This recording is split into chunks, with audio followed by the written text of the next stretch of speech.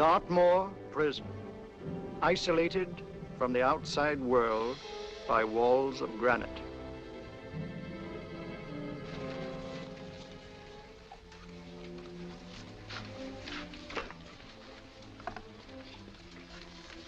They say you could get out of here by merely telling what you know. You may or may not be another Scotland Yard bloke. But I'll give you the same answer I gave the others. I still have 2 years, 8 months, and 6 days left in which to make musical boxes. That'll be sold at auction for the benefit of this delightful sanctuary. And I intend to sell them.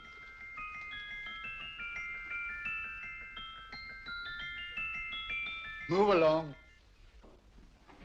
And now we come to the next object on our list, or I should say objects, because there are 3 of them. Now, ladies and gentlemen, these can be bought together or separately. Now, these beautiful little musical boxes only arrived this morning, and I didn't intend to put them on the auction block until later, but I'm going to sell them now. So, good friends, as our old pal Mark Antony used to say, lend me your ears. And what do you hear? Right. The beautiful tinkle tinkle of a musical box. What a lovely trinket. What a beautiful gift. Created and made by loving hands. A thing of beauty and utility. I was going to start with £5. It's a bargain, £5. Do I see any hands? If there's a connoisseur in the house, will go £3 for it. £2. £1. 10 shillings. Thank you, sir. Ladies and gentlemen, 10 shillings is offered for a musical box you couldn't buy anywhere in London for less than £5. It was stealing to let it go for 10 shillings, like taking milk from a baby. All right, we started for 10 shillings. 10 shillings, 10 shillings is offered, 10 shillings is offered, 10 shillings is offered. And anybody give me £1? Will it be £1? Oh, won't someone give me £1? A pound, £1 is offered, £1 is offered, ladies and gentlemen, £1 offered is against you, sir. Will you go to £2? Will you go to £2, sir? £2, £2 is offered, £2 offered, going once, twice, third and the last call. So to the gentleman for £2. Sorry, my dear. Now, ladies and gentlemen, comes the opportunity to purchase an exact duplicate of the beautiful little musical box just bought by this gentleman for the ridiculous low price of £2. Oh, it's exactly the same. Exactly the same. Made with the same hands. You hear that? Isn't that lovely? That tinkle, tinkle, tinkle, tinkle. Sounds like Bow Bells to me, you know, little angels pulling on the ropes, eh? Who'll give me £2 for it? Who's starting with £2? Will anybody starting with £2? Oh, come, ladies and gentlemen. You know, from your enthusiasm, we might all be in Scotland instead of London. Please buy it for me, Daddy. £2, certainly not. We all might be in Scotland. Besides, I don't like his manner. £1, 10 shillings. £1. £1 is ours. £1, £1 is offered. £1 is offered, going £1. In advance, going once, going twice. The third and the last call. Sold to the lady for £1. Smart bidding, my dear. Thank you. We come to the third and last of these beautiful little musical boxes. Exactly the same. Tinkle, tinkle. Isn't that lovely? Ladies and gentlemen, I don't bring you here to gull you and swindle you. This is the exact replica of those 2 I just sold before.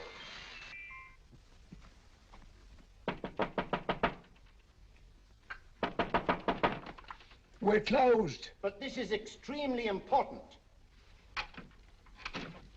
Come in, sir, come in. I'm sorry to disturb you, but I was unfortunately delayed from arriving in time to bid on certain articles which I was rather anxious to obtain. Oh, perhaps they weren't sold, sir. We are carrying several things over. What might the articles be, sir?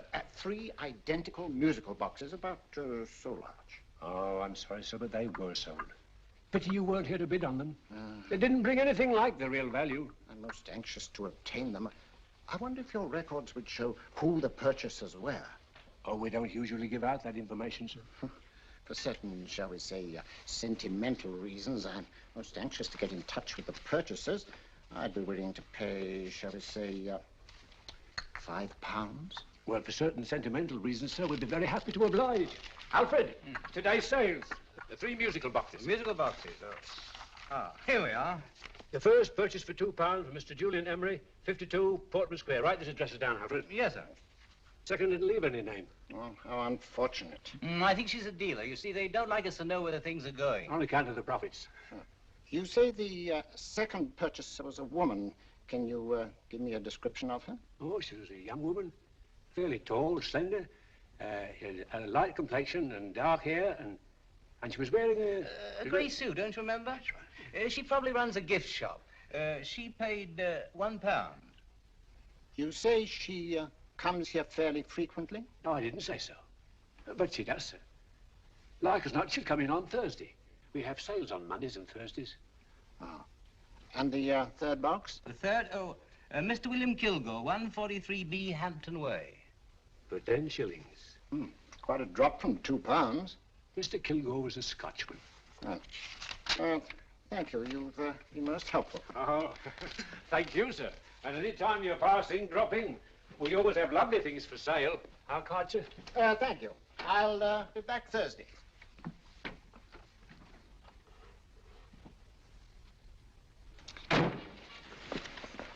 The message reached us too late. Musical boxes are being sold. Well, let's get out of here.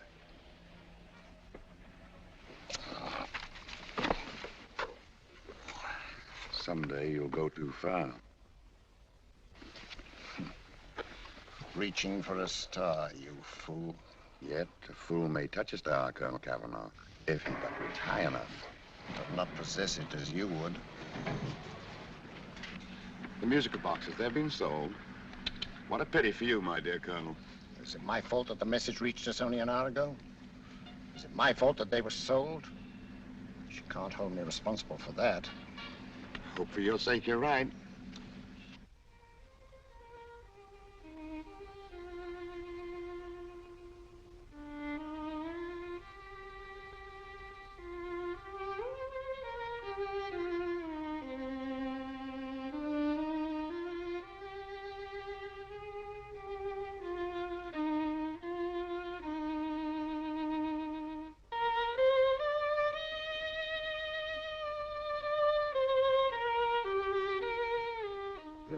Upon you tonight at 7:45, a gentleman who desires to consult you upon a matter of the very deepest moment.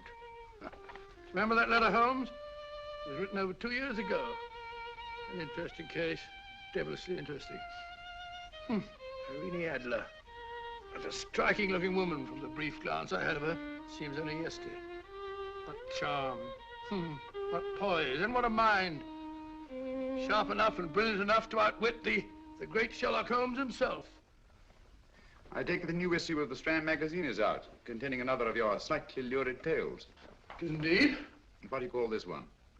I call it A Scandal in Bohemia. Not a bad title, eh?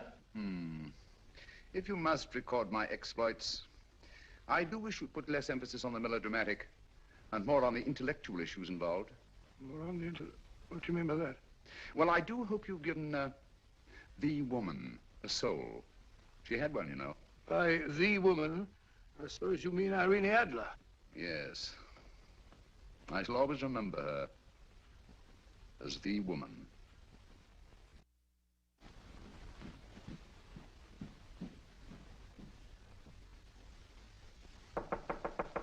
Come in. I think. That's it, old boy. How are you? How are you, old boy? I haven't seen you for years. I want you to meet my old friend Sherlock Holmes. Holmes, this is Stinky. In other words, Julian Emery. How do you do, Mr. Emery? Watson has often spoken of you. Oh, has he? Yes, we were at school together. It's more years ago than I care to remember, but you didn't come in here just to remind me of that. No, I just happened to be in the neighborhood and saw your lights burning, so I took the liberty of looking you up. Still writing your mystery stuff? Yes, there's a new one out this week. Good, I never miss them. Oh, good, thanks. I say that bandage makes you look very interesting. Still poking your nose into other people's business as usual? Who hit you? I haven't the foggiest notion. Somebody knocked me on the head in my own living room, and then proceeded to commit the most idiotic burglary you ever heard of. Fellow must have been balmy as a coot. Balmy? Why?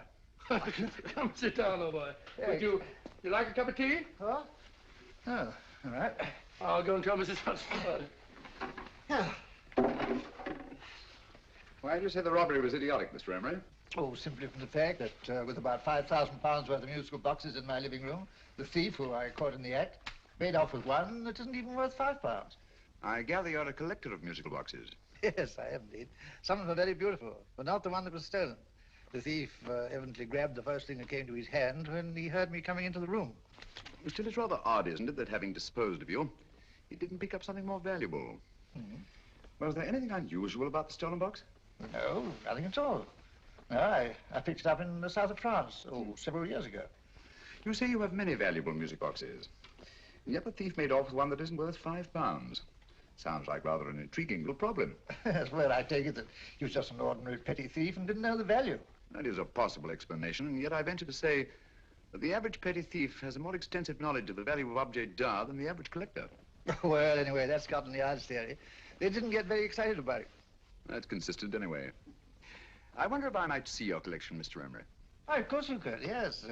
Nothing a collector likes more than showing off his trophies. When would it suit you? No time like the present. Good. My place is just round in Portman Square. Shall we? Yes, right. Hello? Where are you going? Stinky hasn't had his tea yet. Oh, I'm sorry. We're going round to my place, but I'm going to give you something better than tea. Now, this one was made for Louis XV, and is one of the very few still in existence from that period, and a particularly fine specimen at that. Charming, isn't it? Quite. They all sound to me like a lot of mice running about on a tin roof. I'm afraid you have no ear for music, Watson. Give me a good old band playing a rousing march. You'll have all your silly little tweets.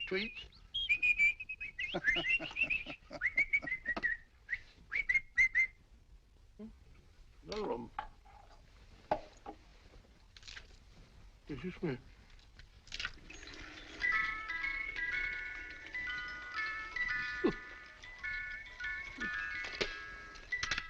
Stupid thing. Singing rabbit. What would you say offhand is the value of a box like that, Mr. Emery? Well, it's hard to say offhand, but I think will bring about £500 or £600 today. It's the gem of my collection. A thief who steals an oddity like a musical box passes up one worth £500 for one of almost no value at all. Odd. Very odd. What was the stolen box like, Mr. Emery? Oh, just a plain wooden box about so big. Mm-hmm. As a matter of fact, I have one over here almost exactly like it. I picked this up yesterday at an auction room in Knightsbridge. Paid only £2 for it. Of course, I wouldn't in the ordinary way add one like this to my collection, but the tune intrigued me. I'd never heard it before.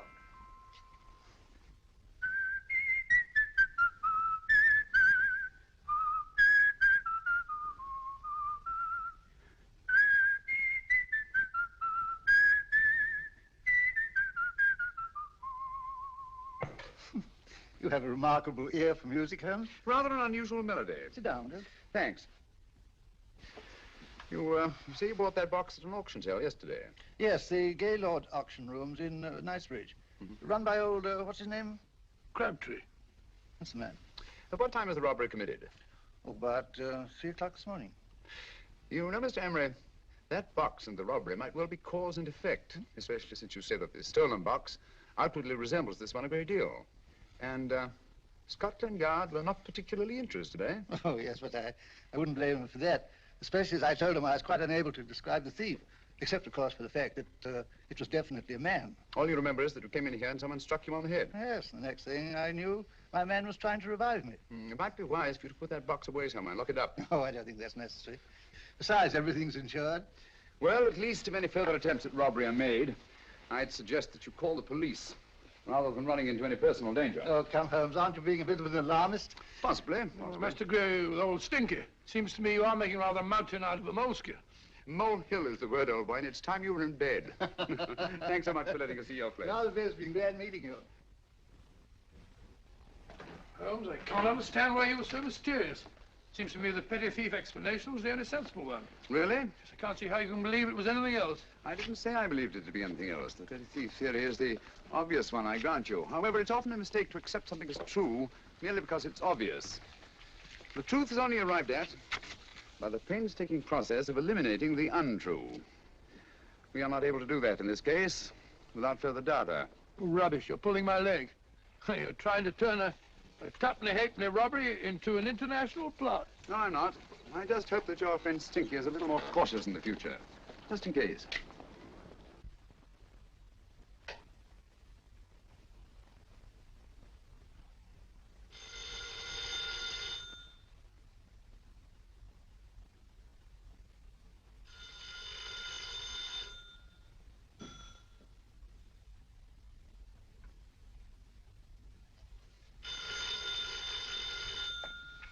Hello?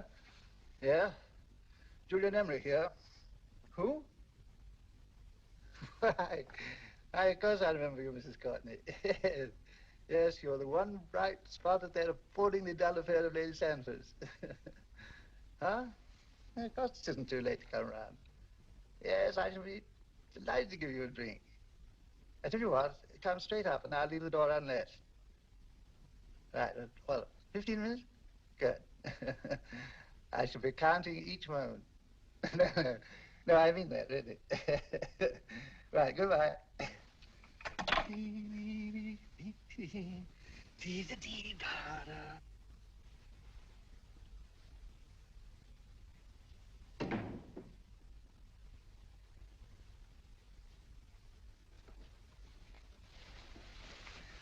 Boo! Oh, you startled me. Did I? Yes. Must be the pixie in me. I know I shouldn't have called you so late, but I was at a party just around the corner, and I remembered your invitation to see your collection of musical boxes. My dear Mrs. Courtney, pleasure is all the greater for being so unexpected. My friends call me Hilda. Thanks. Mine called me Stinky. Stinky, how quaint. Oh, what a perfectly wonderful collection of musical boxes. You know, when you told me you had a collection, I had no idea it was so attractive. Yes. They appeal to the ear as well as to the eye. Oh, what a plain little one.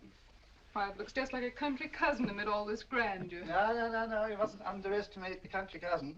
Only last night a burglar broke in here, and with all these to choose from, went off with one very much like it. Really? Yes, I don't mind the loss of the box so much, but I do resent this crack on the skull. But it makes you look so interesting. Oh, do you think so? Uh-huh.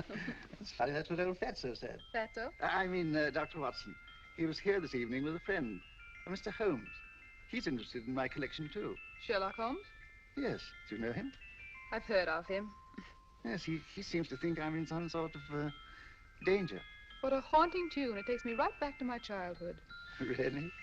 You know, it's odd that you should be interested in that particular musical box. Odd? Why? Because Mr. Holmes is also interested in it. He may have been more interested in the tune than in the box. My dear, yes, that's right. I remember now. He whistled it note for note, having heard it only once. Really? He must be a remarkable man. Bit of an alarmist, if you ask me. Don't you believe in warnings? Of course not. Who'd want a box like that? I would. You're not serious. Oh, but I am. Well, you put me in a very awkward position. I'm a collector, you know. And the collector buys but never sells. But if the price were high enough... The price has nothing to do with it. It's the principle of the thing. Yes, well, we haven't had our drink. No, thanks. I must be getting along. Must you really? I'm afraid so. You're not walking out on me, are you? My reputation, Stinky. I say, you know, you are an attractive woman. Thanks.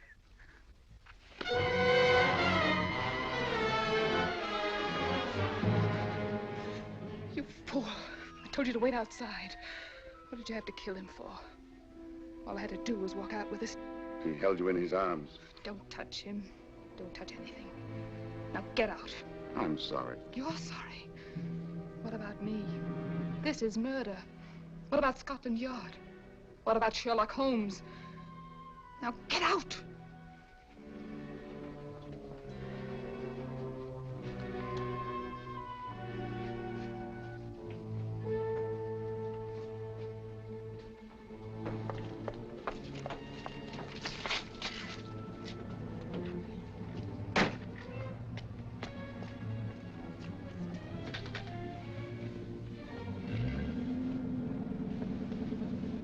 Did you get it? Good. Did you have any trouble with him? Just a matter of murder. Ah, Mr. Holmes. Hopkins? Thanks for coming so promptly. Inspector Lestrade suggested that I call through to you. Mr. Emery was the client of Mr. Holmes, Inspector. Indeed. You didn't mention that when I telephoned you, Mr. Holmes. Well, not exactly a client, Inspector. Sergeant Thompson? He was killed between the hours of 11 and 2 o'clock this morning, Mr. Holmes. Must have been someone he knew, someone of whom he had no suspicion. Poor old Stinky. It's all my fault. I should have prevented this. Well, there's no time to start talking about that now, Doctor. Apparently it's gone. That's the second attempt on the musical box that Emery bought at the auction sale. And this time it was successful. But that box was only worth £2. It was worth a man's life, Watson. I think we'd better pay a visit to Gaylord's auction room and that fellow Crabtree. Inspector, may I suggest that you make a complete search of this flat for a small, plain, musical box about that size? Thank you. Come on, Watson. You say the first box went to Mr. Julian Emery. The second to Mr. Kilgore, 143B Hampton Way. And the third to the unidentified young lady who presumably has a shop and lives near Golders Green. That's right, Mr. Holmes. Isn't it rather strange, Mr. Crabtree, that you should have had 3 identical musical boxes all playing the same tune? Where'd they come from? Dartmoor Prison. Dartmoor? Yeah, we get a regular shipment from there every month. The inmates manufacture them. Well, they make all kinds of things, you know, pipe racks, waste paper baskets, musical boxes. Did you happen to notice if anyone showed any particular interest during the auction in the purchasers of these 3 boxes? Oh, come now, Mr. Crabtree. This is very literally a matter of life and death. Well, since you put it that way, Mr. Holmes, there was a gentleman came in here about an hour after closing time, and he was in an awful state, he was. He gave me £5 to tell him where the boxes had gone to. He said they had a sentimental value for him, sir. Expensive sentiment. Can you describe him? He was tall, distinguished looking, and he had grey hair and a moustache. He was quite a gentleman, sir. Now, what was his reaction when you were unable to supply him with the address of the young lady who owned the shop? I told him the young lady usually come back on Thursday. He said he'd come back on Thursday. Now, that's tomorrow. Thank you, Mr. Crabtree. You've been very helpful. Thank you. Come on, Watson. Where are we going now, Holmes? The home of Mr. Kilgore, the man who bought the 3rd box.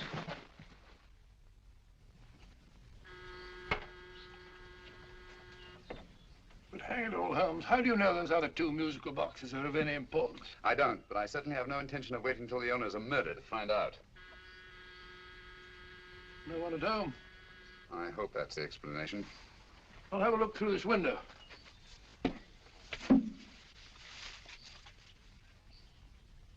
Doesn't seem to be anyone there. The whole place seems deserted as far as I can see. Yes. Mr. and Mrs. Kilgore at home? No. When do you expect them? Oh, in an hour or so. There's no use you're hanging about. They don't buy nothing from peddlers. Peddlers? My good woman, this is Mr. Sherlock Holmes. Sherlock Holmes? Oh, go on. Do you mind if we come in and wait? My business is rather urgent. Well, I've got to go out and do my shopping. And I don't know if Mrs. Kilgore like any strangers nosing about. Quite all right, I assure you. Well, I've got to be off. You two wait in the parlor. And no smoking either. Mrs. Kilgore says it smells up the house. Funny old girl, Holmes.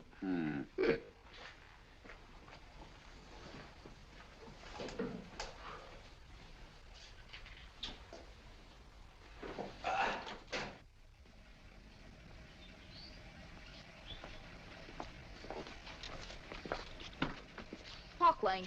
Park Lane?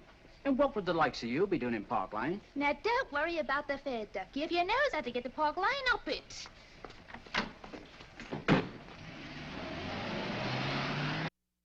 You know, Holmes, I've been thinking. There must have been something hidden in that box of old stinkers. Stolen jewelry, possibly. What's up, Holmes? Listen. What's just some steam in the water pipes?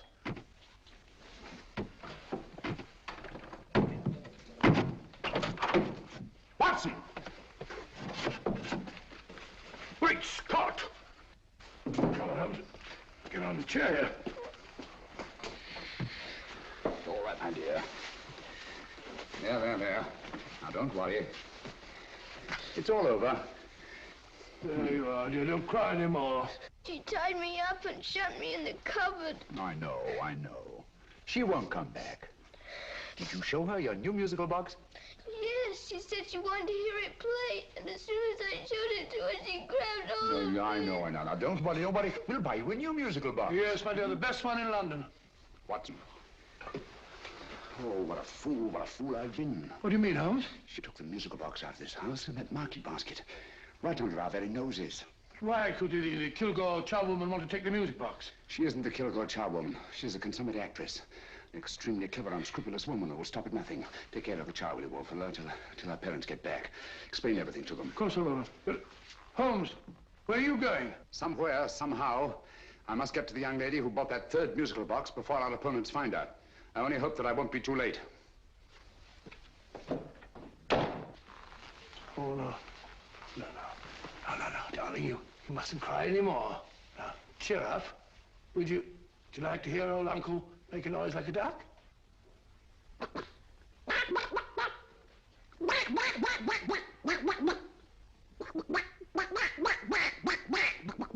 Oh, sorry.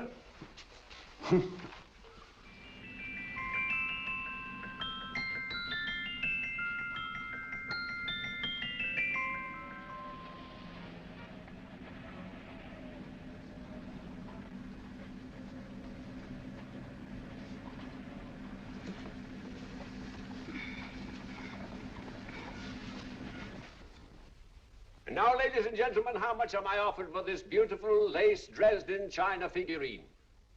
A lady of the French court. Now, this is the genuine article.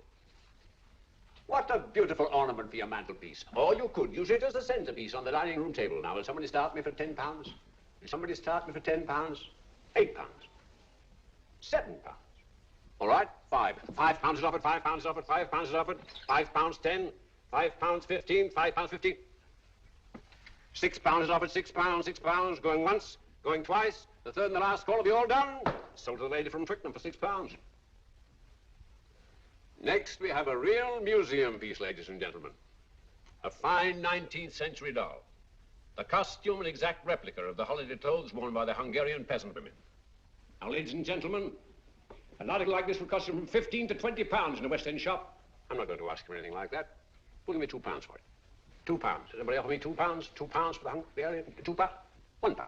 What? Anybody give me £1? Anybody offer me £1 for the doll? £1 is offered, ladies and gentlemen. £1 is offered. Now, I'm not going to waste your valuable time or mine in trying to get one half of what this beautiful doll is worth. If the young lady can steal it for £1, that's her good fortune.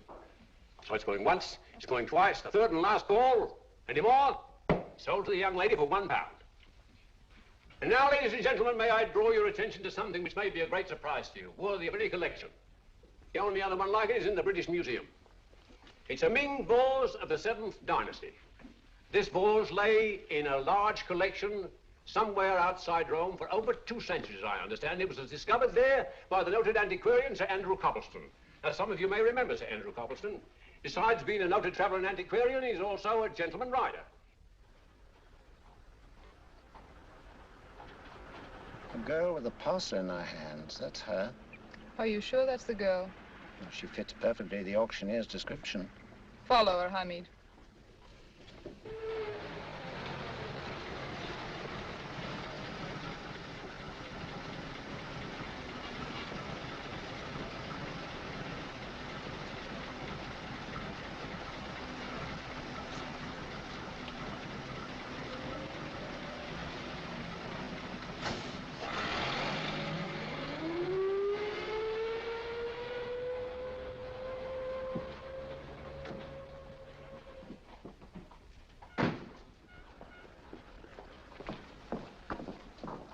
It's lovely, dear. And only £1.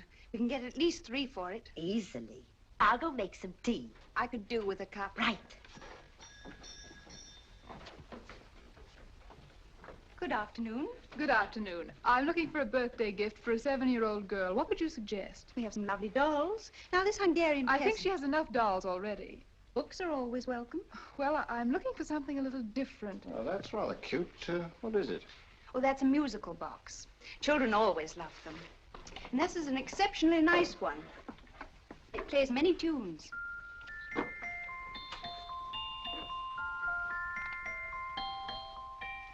Have you any others? Yes. If you'll just step this way. I have only 2 left.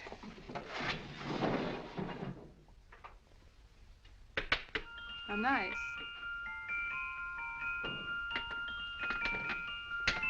Are you sure this is all you have? I'm sorry.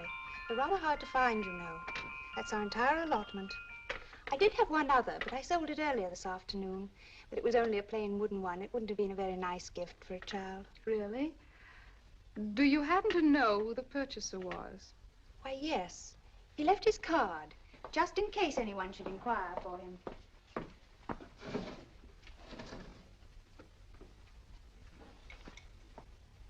How interesting. I'm sorry, but I'm afraid I'll have to look a bit further. Thank you anyway. Good afternoon. Thank you.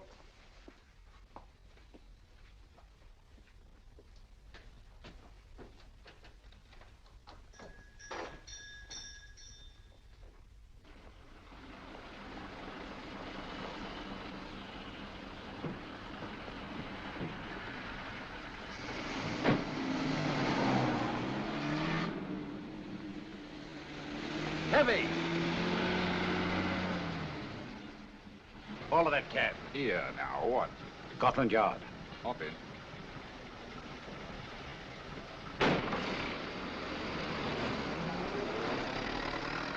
Sherlock Holmes. I might have known. We thought we were the hunters, instead of which we're the hunted. We've been fools. We played right into his hands. Of course. He's had us followed. Don't look. The man in front of the toy shop. Hamid, turn sharp right at the next corner and again at the next.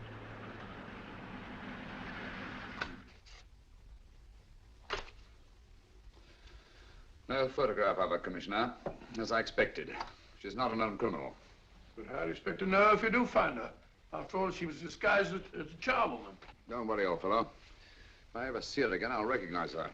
Well, it won't be long till we know who they are and from where they operate. Who's covering them? Sergeant Thompson's following them, sir. They won't get away from him. He's a good man. We could have arrested them at Clifford's toy shop if we had any proof. But we know that they killed Emery. Proof, my dear fellow. We must have proof. We have x-rayed it, sir. There's nothing whatever concealed in the box. We'll have a look at the plates.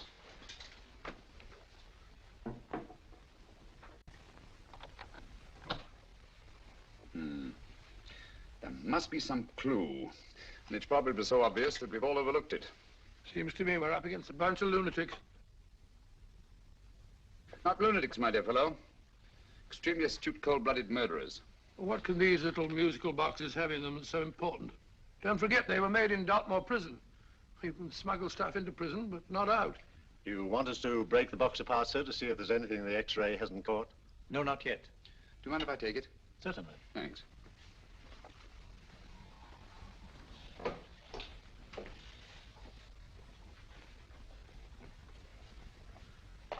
The governor of Dartmoor Prison informed us, sir, in answer to Mr. Holmes' question, that all three musical boxes were made by the same convict, John Davidson, serving a 7-year term, sir. Davidson? The Bank of England plates. That'll be all. Yes, sir. Now we're getting somewhere. Wait a minute. How did you know about the plates, Mr. Holmes? I'm a student of crime, Inspector. I make it my business to know about such things. And when the name of Davidson was mentioned... Well, who is this fellow Davidson? As long as Mr. Holmes seems to know all about it already, I suppose there's no harm in telling you. 2 years ago in London, there occurred a robbery of such tremendous importance, although the stolen articles themselves have no intrinsic value whatsoever, that the Home Secretary was instrumental in seeing that not a word of it appeared in any newspaper. But you never told me anything about this, Holmes. You were away at the time. Articles of no intrinsic value and yet of such importance? I don't understand. Davidson was apprehended within 15 minutes of committing the theft.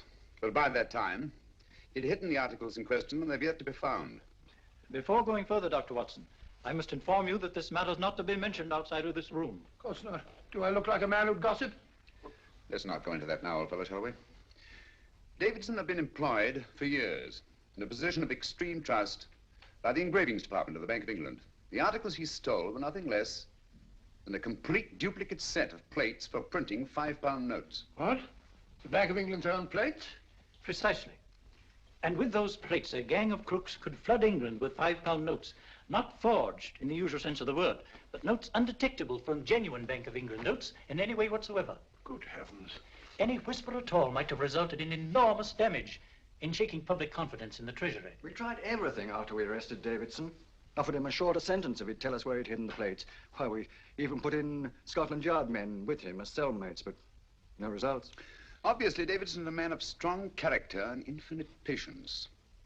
Yet suddenly he feels impelled to smuggle out the secret of the hiding place of the plates to his confederates. Why? I don't understand, Mr. Holmes. Well, for example, has the Bank of England made any plans to radically change the design of the £5 note so that in, say, 7 years from now, notes made from the stolen plates will be worthless? Confidentially, Mr. Holmes, such a move was discussed. But replacing all the £5 notes in circulation would be such a Herculean task that nothing's been done about it as yet. I see. Of course, there is another possible explanation. Davidson didn't have much time to find a hiding place before he was captured. He may be afraid that the plates will be accidentally discovered before he's released. Hence his anxiety to communicate their whereabouts to his confederates as soon as possible. I believe you've hit it, Mr. Holmes. I'm sure that the message is contained in this musical box. Or rather, in all 3 musical boxes, since possession of all 3 seems to be essential. Our opponents have 2/3 of the puzzle, we have 1/3. Well, what are you going to do, Holmes? Try to deduce the message from the 1/3 that we have.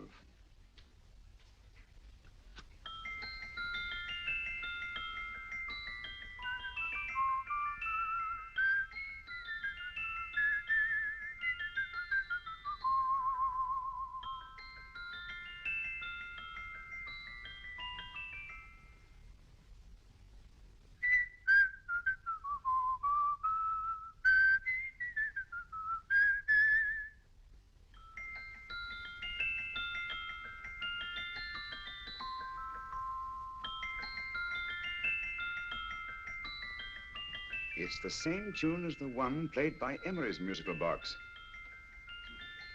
And yet it's different. Sounds the same to me. The tune.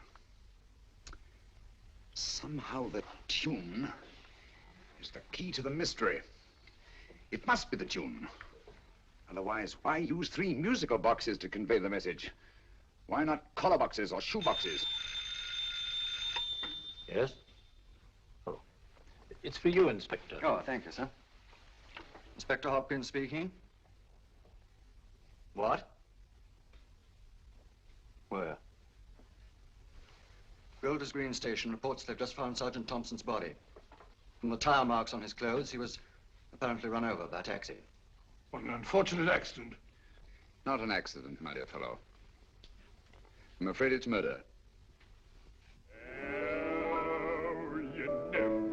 Just who you're going to meet when you're walking down a busy London street.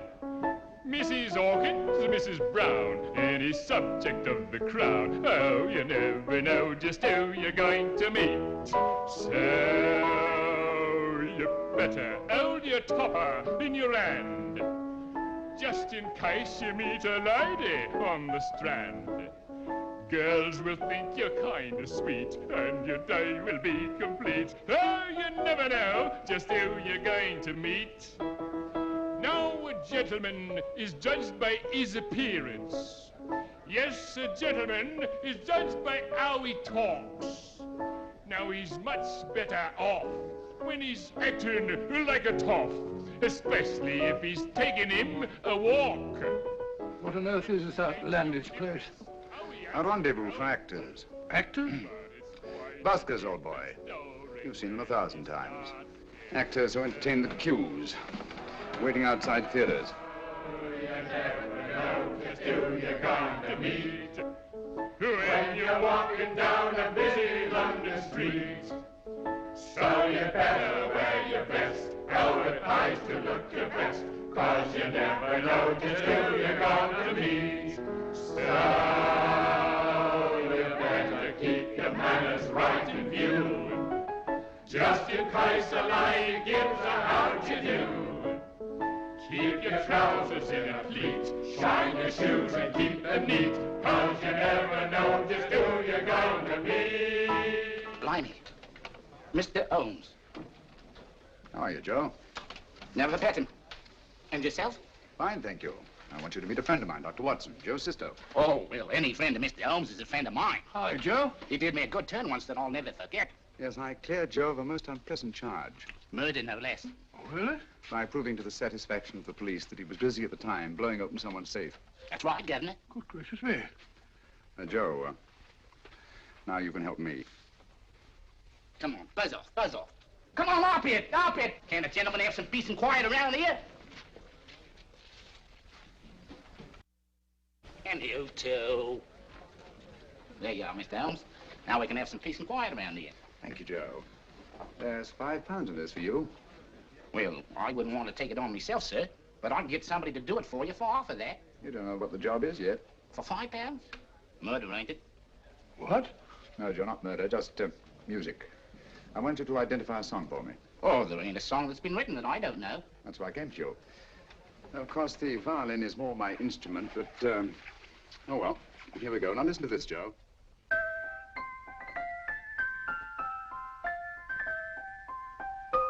Wait a minute.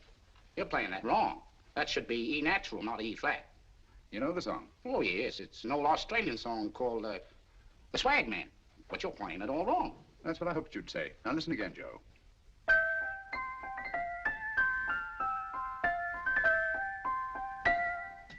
That's the same tune, all right. But you're making different mistakes than you did the first time. No, not mistakes, Joe. Call them variations. Here, play the song for me, will you, the way it's written.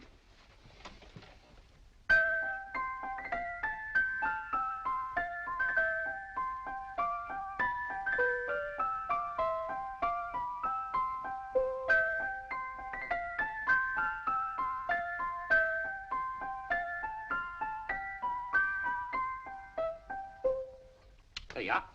Thank you, Joe. What's it mean, Holmes? Are you onto something? Perhaps. I don't know yet. It's probably a code of some sort. Joe,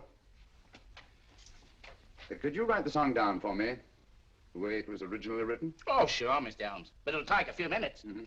Here, Mabel. Pale ale. Come on, up to it. Along with it.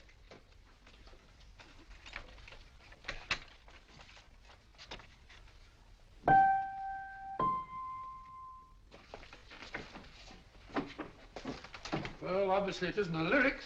No combination of those words made any sense at all. The variations in the way Emery's musical box played the tune are different from the variations in the one we have. You sure? Quite. You see, I took the trouble to memorize the tune as played by Emery's box that night we were with him in his flat. Holmes, you amaze me. Elementary, my dear fellow. One of the first principles in solving crime is never to disregard anything, no matter how trivial. But why the 3 boxes? Why not 1? Because the message was obviously too long to be conveyed by any one variation. Then there's the 3rd box, the one that woman took from the Kilgores. That contains yet another set of variations. Yes, well, it's all beyond me. Well, all we have to do now is to find the secret of the variations. Not a very easy problem to solve, my dear fellow. Hello. What's up? We've had company.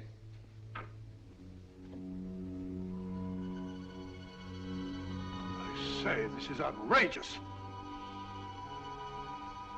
Ask Mrs. Hudson to come in here, will you? Right.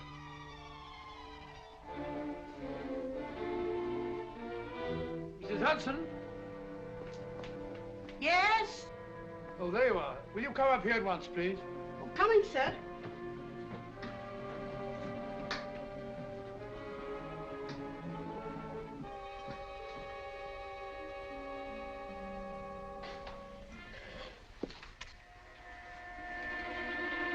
Mercy me, Mr. Holmes.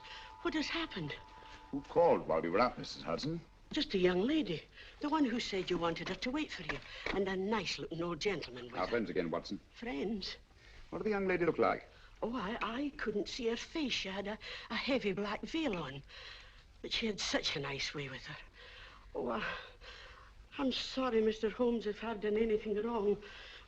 But you did say I should always let clients come in and wait for you. Don't worry, Mrs. Hudson, don't worry. You had no way of knowing. It's quite all right, quite all right. Now, don't worry, Mrs. Hudson. Don't worry. Where on earth's the musical box? They didn't get it. Didn't get it? Where is it? It's in your hand. Huh? That biscuit jar. Take the biscuits off the top. Now put your hand inside, and you'll find the music box. Well done, Holmes. Well done. Amazing.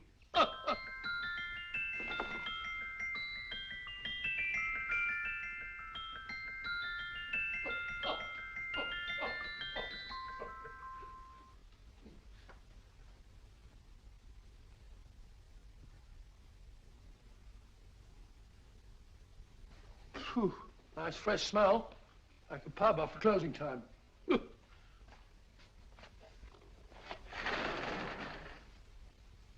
I say, Holmes, What? it's morning. Allow me to congratulate you on a brilliant bit of deduction.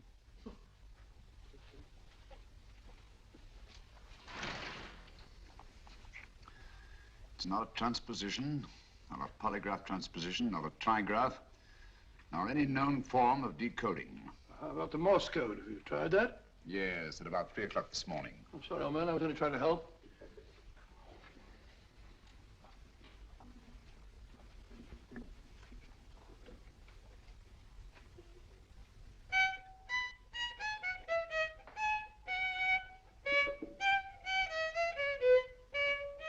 Oh, do me a favor.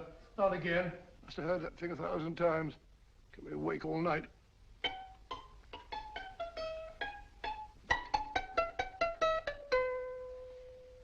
Not a very distinguished composition, I grant you. You know perfectly well I don't know one tune from the other. When I was a kid, my people tried to have me taught the piano. I've always felt sorry for that old teacher of mine. The poor old girl finally reached the point of numbering the keys for me. 1, 2, 3, 4. Even then, I never progressed beyond... Numbering the keys, Watson. The 19th key of the keyboard is the 19th letter of the alphabet. S. Here. Write it down when I give it to my fellow, will you? The first altered note. Write S first. Now, the 8th key is H. The 5th key, E. The 12th key, L. The 6th key, F. S-H-E-L-F. Shelf. Your piano lessons were not in vain, old fellow. You've solved it. Thank you. Oh, thanks, old bean. Hold it. We now have 2/3 of the message. Behind books, third shelf, secretary, Dr. S. Presumably, these are the first and second portions of the message. And this gang has the first and third parts of it. Precisely. Then it's a stalemate? Yes, Commissioner, but we can't leave it like that. There's no doubt in my mind that they'll try to secure our third of the message that's missing. Well, I assume you've taken every precaution to guard the Clifford music. Oh, yes, it's carefully hidden at Baker Street with Dr. Watson on guard. However, I'm reasonably certain that, difficult as it may be, we can find the plates even without the missing part of the message. Behind books, third shelf, secretary, Dr. S. Well, outside of the fact that Davidson hid the Bank of England plate somewhere in London, Mr. Holmes, I don't see that we've progressed at all. Allow me to point out to you, sir, the key words, Dr. S. It looks as if the plates were hidden in the house of the doctor. Whether S stands for his first or last initial remains to be determined by a process of elimination. Well, there must be 10,000 doctors in London with S for a first or last initial. Precisely. And every one of them will have to be questioned in person. That's why I say this is a task for Scotland Yard. It's a task, all right. But Scotland Yard has searched worse haystacks and found the needle. Well, for the time being, I'll leave the matter in your hands, gentlemen. We'll call you if and when we get a lead on our mysterious Dr. S. Thank you. In the meantime, I intend to follow up a little clue concerning a cigarette.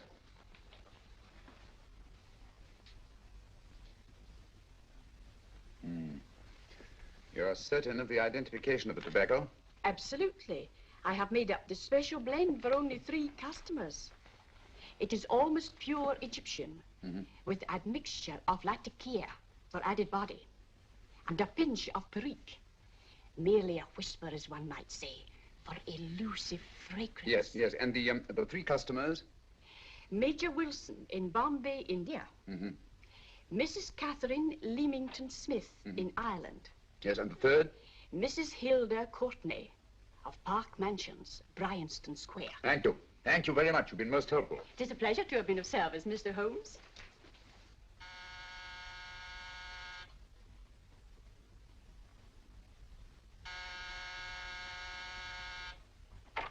Yes?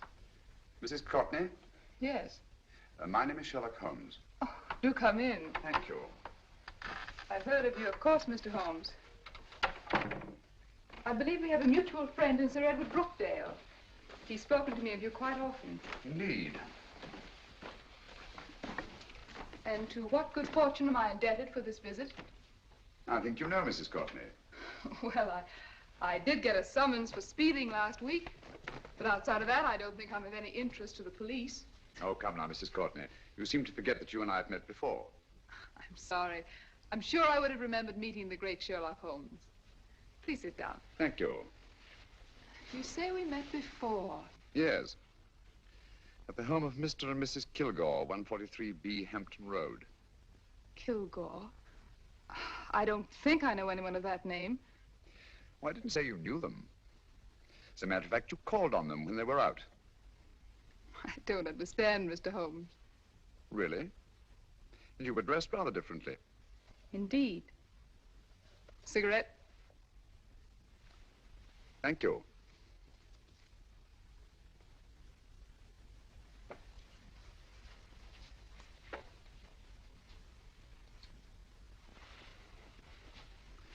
Thank you. You know, Mrs. Courtney, people generally forget, in assuming a disguise, that the shape of the ear is an almost infallible means of recognition and identification to the trained eye. Evidently, you've mistaken me for someone else. Oh, no, not at all. Though naturally, I expected your denial. But when you paid your visit to my rooms at Baker Street, you carelessly left behind another identification. They're, identical, aren't they? Yes, I must admit they are. You see, Mr. Holmes, to catch one as clever as you, I had to use a very special lure. I knew you'd be unable to resist the bait of my cigarette, having read with great interest your monograph on the ashes of 140 different varieties of tobacco. I should advise you not to move, Mr. Holmes. I must congratulate you on your ingenuity, Mrs. Courtney. It was indeed a brilliantly designed trap. Thank you, Mr. Holmes. Praise from a master is indeed gratifying. I shall always cherish the memory of your flattering words. Memory? Precisely. I'm afraid these gentlemen have a most regrettable task to perform. Unless, of course, you care to turn over the missing musical box with your pledge to take no action against us in the future. I'm afraid that will be impossible. I thought that would be your answer. Hamid! Careful! Careful. There's no need to be unnecessarily rough with our distinguished guest. You realize, Mr. Holmes, that your demise will not take place here. The corpus delicti, you know. Well, naturally. Shall we go? It's so fearfully awkward having a dead body lying about. Don't you agree, Mr. Holmes? Another dead body shouldn't weigh too heavily on your conscience, Mrs. Courtney.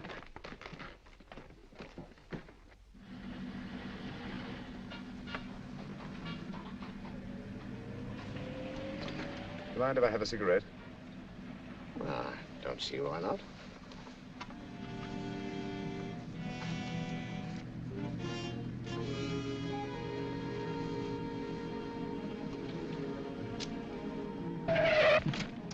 Be careful, Hamid. It's the brakes, they bind. Thank you, Colonel Cavanaugh. It's very considerate of you.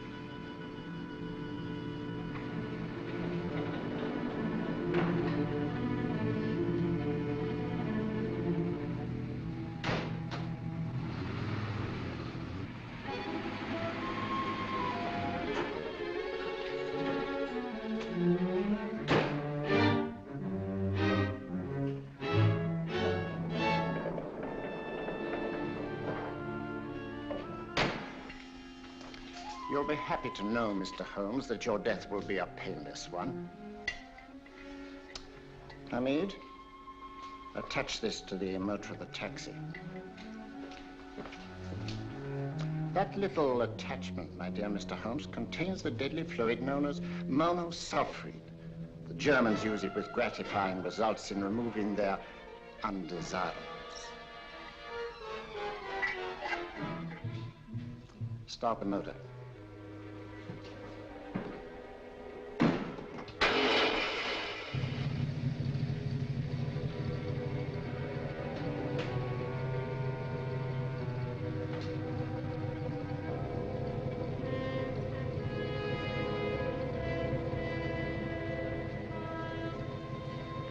Tape his mouth.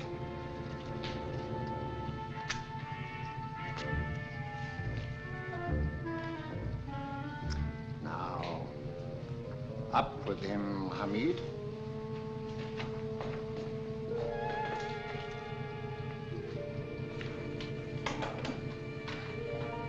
You find yourself like Muhammad's coffin, Mr. Holmes, suspended between heaven and earth. Plenty of fuel in the tank? Good. It would be too bad to have anything go wrong through so simple an oversight.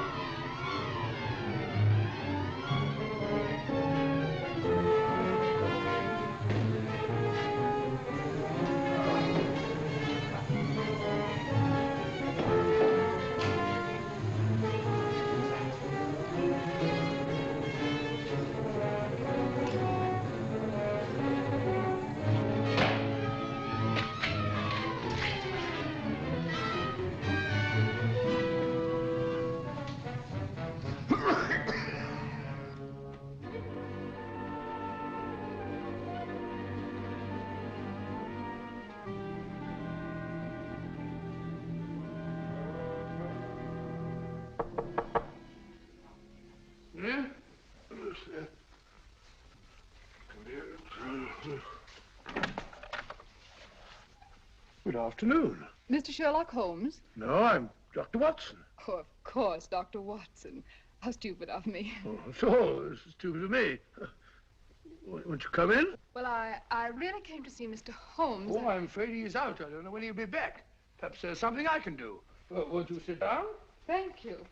You know, Sherlock Holmes and I have been engaged on a great many cases. Oh, really? Yes, indeed. Well, as a matter of fact, this very moment, we're involved in one of the most baffling... Oh, well, won't you tell me your trouble, and I may be able to help you. That's very kind of you, Dr. Watson.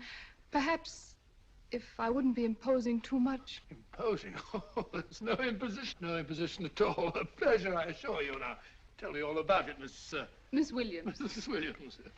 I live in Surrey, Dr. Watson, and I've come up to London in sheer desperation. My only sister has disappeared, and the local police seem utterly unable to find her. Well, Holmes and I solved a case exactly like that once. Very interesting, as far as I remember. I call it the adventure of the solitary cyclist. Oh, sorry. Now I come to think of it, it wasn't so very similar. Entirely different. I don't think what I was saying. Where were we? She's only 17, Dr. Watson, and until she disappeared last Thursday, she seemed to be in the best of spirits. Possibly a romantic entanglement? Oh, no, nothing of the sort. She left no note, didn't even pack a bag, no explanation. She just started to walk to the village from our house in broad daylight and simply vanished from the face of the earth. Oh, there. Might I have a glass of water? Glass of water. I want 1 minute.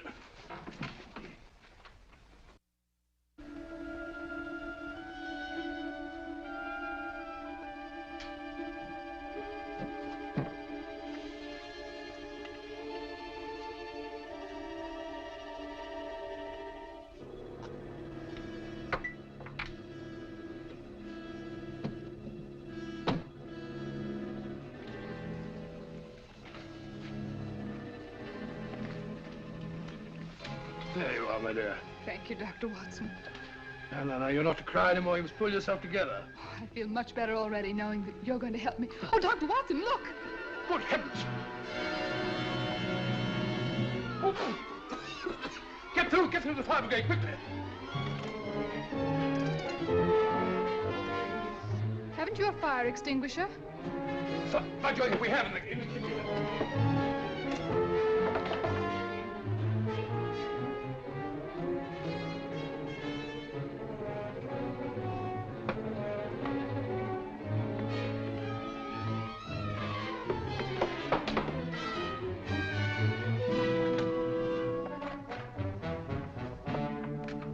Don't you worry, Miss Williams. We'll have this thing out in no time.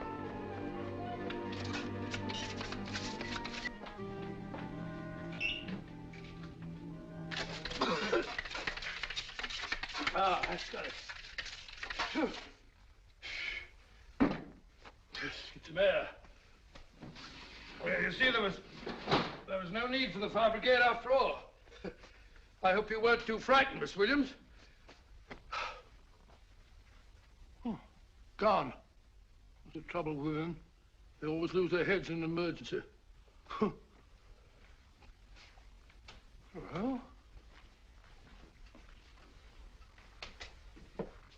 a musical box.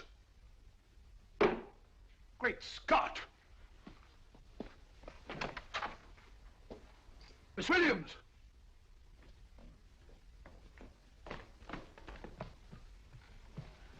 Well? Good. And Holmes? By now, Mr. Holmes has no doubt exchanged his violin for a harp. Always assuming that heaven is his destination.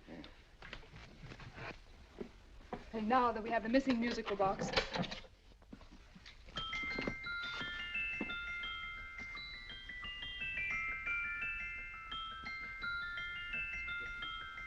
Nineteenth note.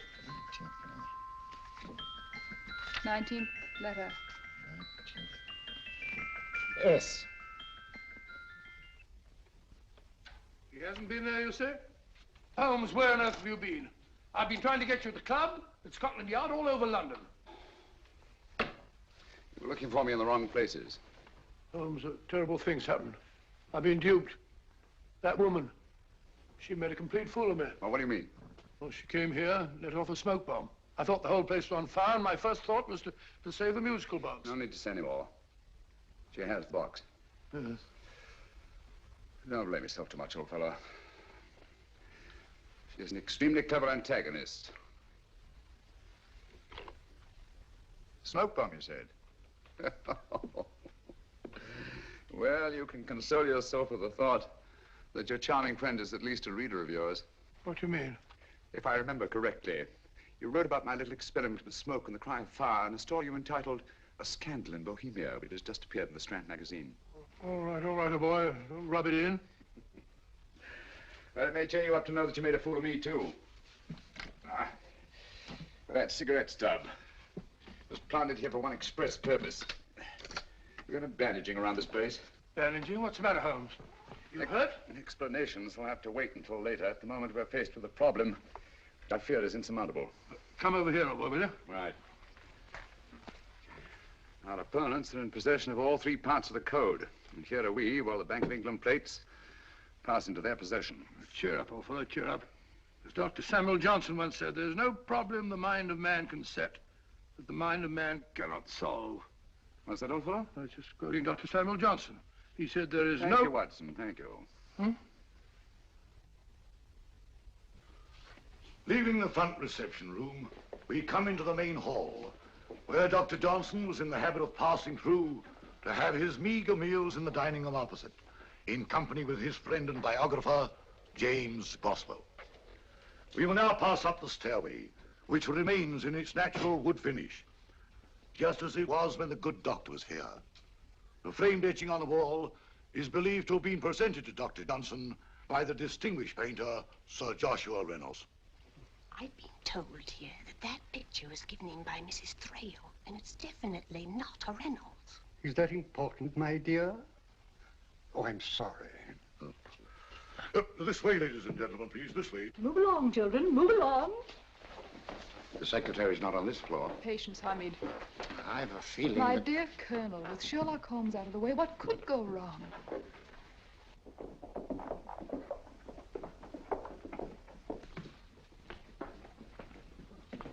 And here we have the Garrett Library, in which Dr. Johnson wrote his famous dictionary, and in which you will see also many of the great man's books and other items of interest. Step forward, ladies and gentlemen, please, step forward. Standing in the corner is the secretary, which contains many of the original works by the literary genius. On this table, Dr. Johnson's cat, Hodge, used to sleep while his master worked. A strange thing about this cat, ladies and gentlemen, was its love of oysters. They do say that the dear doctor often went hungry to find the cat that delicacy. What a pity. Now we will visit the grey room, which is immediately below us, in which you will see the very bed in which Dr. Johnson died. What did he die of? Gout. Just gout. This way, ladies and gentlemen. Mind the steps, please.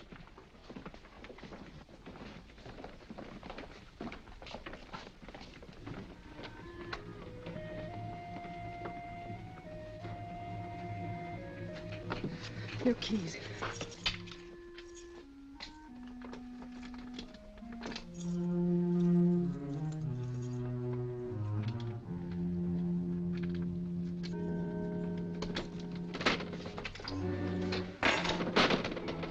Third shelf up.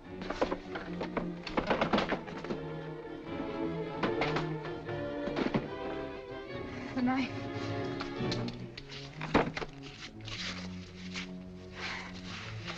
Gentlemen, the Bank of England plates.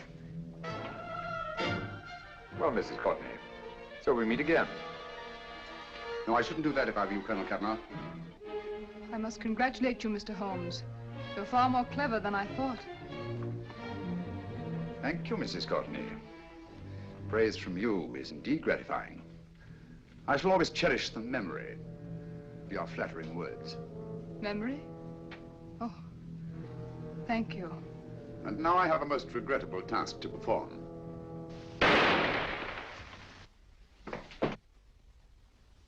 Holmes! Coming, Holmes! Holmes, you all right? Perfectly, thank you, old fellow, but I think this gentleman on the floor requires some medical attention. We must see that he looks his best, you know, when he's hanged. Take them in charge.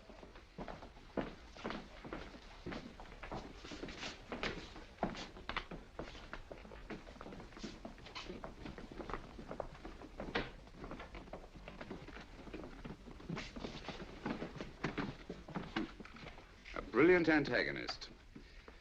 It's a pity her talents were so misdirected. Will you see that these plates are returned to the Bank of England, Inspector? I still don't understand how you solved it, Mr. Holmes. It's entirely due to Dr. Watson. He gave me the clue when he mentioned Dr. Samuel Johnson. Well, congratulations, Doctor. Oh, thank you, Inspector. I don't think I'd have done it entirely without Mr. Holmes's help, you know. Oh.